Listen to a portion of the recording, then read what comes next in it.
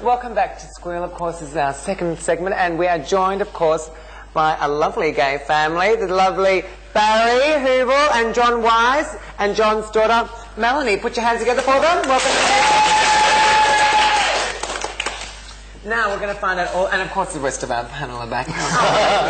Just the usual trash, yeah. Forget about it. No. Don't care about us anymore. Now, well, sir, you know, waiting for too long. A gay family in, well, now in the millennium. How's it all going? Tell us how you met and how long you've been together for. Well, we've been together for 17 years, last January. Well, that's and sensational. we met in, I suppose I can say Mandate, can't I? Yeah, it's close now. It is, I know. May it rest in peace. And basically it was love at first sight, I guess. We went home that night and been together ever since. And were you married at the time? Yeah. I know, shock. Thought you were separated? Or No, I was actually still married. I was still living at home with my ex-wife and my daughter. And your daughter and your beautiful daughter's here. Do you remember much of that? No. Don't remember it all? Was there fights? Like, did your wife sort of... Oh, we just didn't talk.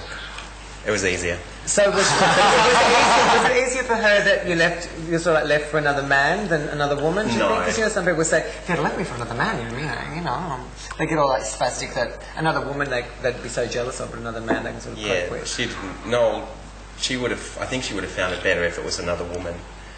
Oh. Because I think it's this. The jealousy thing was. Well, she couldn't fight.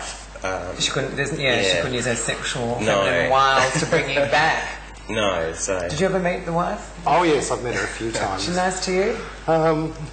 Well, yes, I suppose. She eventually went, so, yeah. And so now, you grew up, you stayed with Mum? Yeah. And Mum never said anything to you about that? She kept you pretty much... Yeah, she was pretty good about it. I mean, she never badmouthed him to me that I can remember anyway. Oh, that's good. Yeah. How was it for you guys, like, getting to know each other? Because obviously, you know, you guys are related by blood, but for Barry and Melanie, what was it like getting used to each other? Well, I've been an uncle since I was 10 years old, so I've had lots of kids around me all the time, and it didn't take any time really for me to get used to it. I was a little bit nervous at first. Naturally, I suppose you're worried about the type of impression that you'll make on the child. But, no, we got on quite famously, actually. Yeah, what about you? Oh, yeah, fine. I mean, just as long as I can remember, it's always been Dad and Barry. So, yeah, it didn't faze me at all. There's just someone always there. Who's stricter on you? Dad? Barry.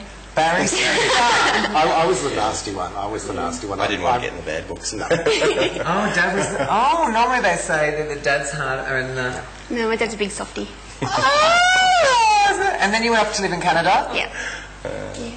How does it go, like, people like at work and things you work with, do they sort of like react? Because you've been together for such a long time, having a child's sort of part of it, but just having such a long relationship, how do you find that, what's your success story, sort of, what do you think makes it work so well? Because so many queens out there are always wanting a relationship and they get into it for like a week or, 2, let's say a year at the most, and then it breaks down. What do you think's the formula that helps I think basically honesty and friendship. I think that's probably the most important part of the relationship. I mean, the sex is great, but... I also think we're good friends. Sex isn't the basis of a relationship. I mean, of course, it complements it beautifully, but... But I think the vast majority of people that sort of go into one relationship and out of another one... Melody's having a cack over here going, I don't want to know about this. Melanie, of course, from time to time they have a little bit of a hug and a snuggle, sweetheart. Oh, yeah. Are you still a virgin, darling? No, well, I'm sure they don't. What's it been like when you brought boyfriends home and going, oh, this is my dad and my other dad? Oh, no, they're fine. I mean, I've never had any problems with it at all. One was a little worried, though, wasn't he? Oh, yeah, one. One was a little bit worried at first, but no, they're all fine. I mean, I've never had any being like harassed about it or anything. Even at school, everyone was really accepting. And most people sort of knew it was fairly open? Yeah, yeah. Do you check out the guys when they come home now, make sure she's home by 11? Did you all them? No, she's usually home before us. I mean, we go out. Do you have to keep them in line? Is it true that they were calling her Sappy for a bit of a giggle before? Do you have to, like, make them their Panadols in the morning and make sure, No, they're all right. I just, bug them every once in a while, but they get me back. Once they were home before me and heard me trying to get the key in the door, and I couldn't seem to get it right, and they were just laughing. They didn't help me open the door. They're just sitting in the bedroom laughing at me. So we'd sort of go back and forth. And do you have a lot of straight friends as well as gay friends? Yeah. And they're all fine with it all, they know. Yeah. Oh, absolutely. We're actually going to a friend's wedding in 2 weeks, and I mean, the invitations come from straight friends all the time to John and Barry and Melanie. So. Oh, that's great. Yeah.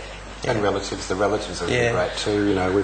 I've been out since I was 19, basically, and not had any problems. Was it harder for you coming out, sort of like being married first, so the whole family got that sort of conception that you're a straight man, you're going to be with a woman? That was very difficult, yeah. But then I decided, well, it's either stay as I was and live miserably for the rest of my life, or just sort of say, oh, this is over, we start again.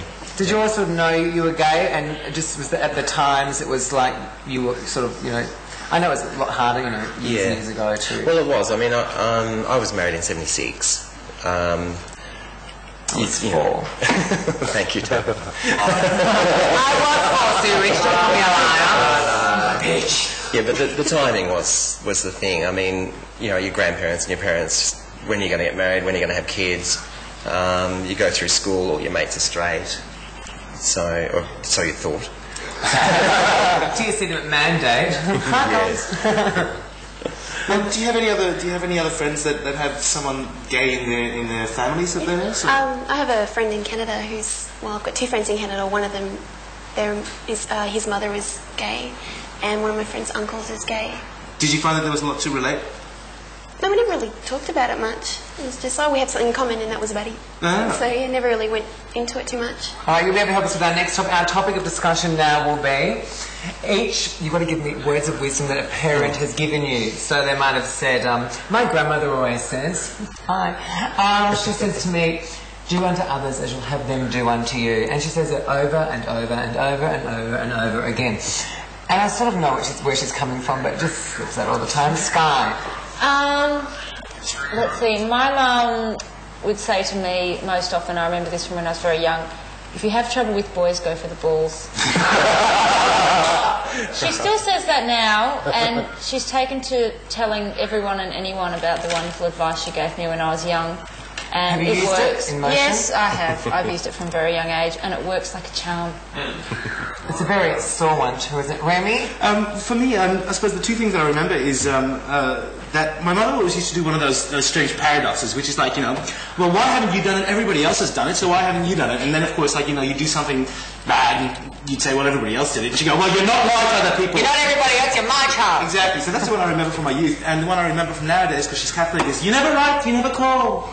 What nationality is she? She's Dutch. But she's really weird. She's Dutch Latin. It's like we were brought up in South America, so she's actually Dutch, but she's always very, very passionate woman. Sweetheart, words of wisdom from a parent?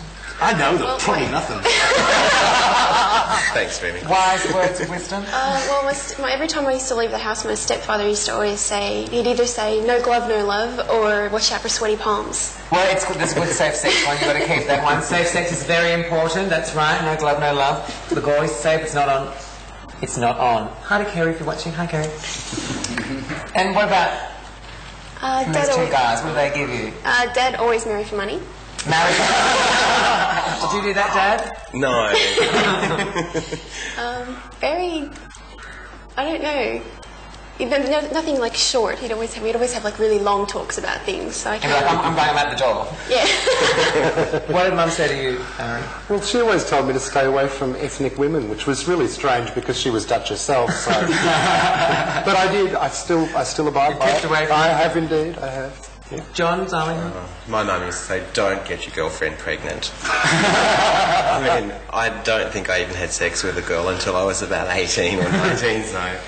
You're a very good boy. Sue Rich, what did your mother say to you? So it was a make-up TikTok? No, it wasn't. My father actually always said to me, be careful, Susan, it hurts like buggery. Thank you. Thanks for that, Dad. After that, I think we'll go to some community announcements soon. And Remy, you're going to do some community announcements for us, darling. I think on those. orange one you can also find out about. Yeah, well, first of all, I want to say that the 10th Melbourne Queer Film and Video Festival is coming up actually very soon. So they're celebrating 10 years, and it's from Thursday the 23rd of March to Sunday the 2nd of April. Now this year they've gone all out, they've doubled the number of films, so there's 99 films, alright? And the quote is from Lisa Daniels, who's the director of Queer Film Festival, which is from lesbian bridesmaids, boxers and cheerleaders to gay superheroes, Turkish hustlers and erotic pedicures. There's something in the program that will entertain, amuse, enlighten and possibly offend everybody. So I think there should be something I out there love that should be Turkish fun. men. Do you really? Yes, they're very clean. You know, they're clean. Oh, okay. Yes. Do you really? Oh, it's just they're covered in honey. In what? Honey, like baklava. That's great. They always wash themselves. They're very clean. No, not the cab drivers I was saying, love. Sorry, This is the other thing I'm going to hold up for the camera over here. This is coming up. It's 1,000 days to go. Well, I'm not sure exactly when it was, but it was 1,000 days to go to the Gay Games 2002, which is coming up in, I believe, in Sydney. And I was in Amsterdam when it was all starting up the Gay Games there, and it's really exciting. It's a great way of meeting other people. If you're always going like, oh, the club scene's so small, I can never meet someone. Imagine wrestling someone. Imagine saying, I met my boyfriend wrestling them. Oh, it's a smorgasbord, would it be? Absolutely. Well, that's like, I never understood why, you know, with the Olympic ticket scandal, why everyone was so upset about Roman Greco wrestling not getting enough seats, because two men in shorts, covered in oil, I'd be there. Absolutely there. So that's basically for the community announcements at the moment, and we'll come up a little bit later on with the phone number for Ben TV, so you can contact us if you'd like to become a volunteer or a member. Thank you very much, Tabitha. Thank you, Remy. Now we must say adieu. Thank you very much. Put your hands together, everybody. Barry and Bob. And our little gorgeous grandma cute down here. Put your hands together for Mel. We're going to have a short break. Please feel free to do what you like. Don't channel surf. I'd suggest go and get, you know, probably a nice packet of Tim Tam biscuits and a nice cup of tea, and slurp and stuff like that. It'll be very fantastic. And of course, record the next half if you haven't got me on film. The Sue, we're just going to do a lovely dance number for you, and you'll see why she is Melbourne's best. I'm not dancing. Performing. So you will be dancing. So I suggest you do a few warm-ups. Please, once again, thank our lovely gay family. Honesty and love is the main ingredient.